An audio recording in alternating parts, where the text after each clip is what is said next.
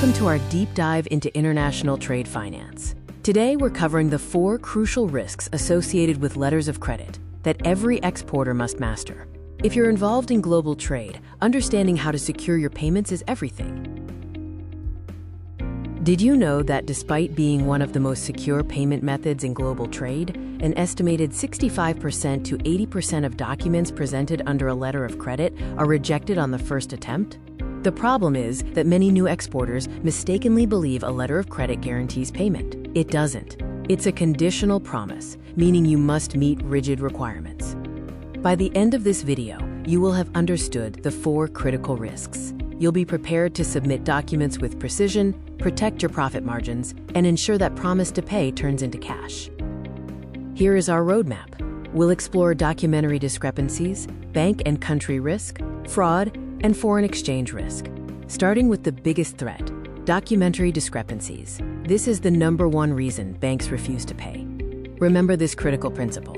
In the world of letters of credit, banks deal only with documents, not the physical goods you shipped. This leads to the principle of strict compliance. If the LC says blue widgets, your invoice must not say dark blue widgets. Exact matching is required. Inconsistent data, such as a weight mismatch between your bill of lading and your wait list, or even presenting documents past the deadline, will invalidate the bank's obligation to pay, and you'll face stiff discrepancy fees. Our second core risk is bank and country risk.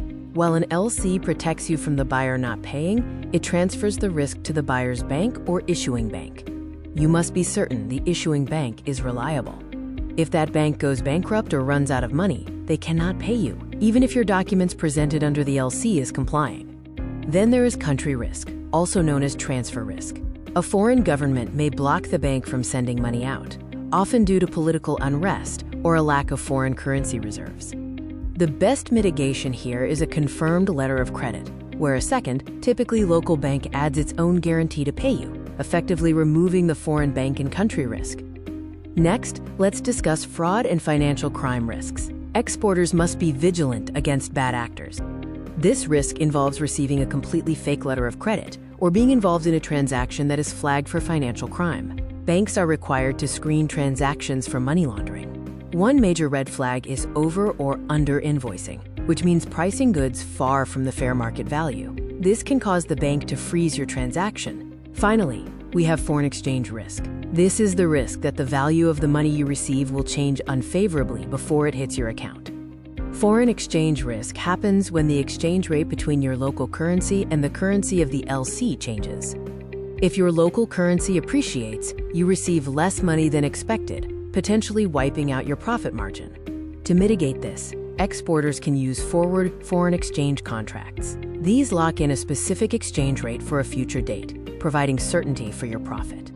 To recap, we've covered the 4 main risks: documentary discrepancies, bank and country risk, fraud, and foreign exchange risk. Given the high rate of document rejection, what internal process could you implement today to ensure your paperwork matches the letter of credit perfectly before you ship your goods? Leave your answer in the comments below. The letter of credit is a powerful tool, but always look beyond the paper.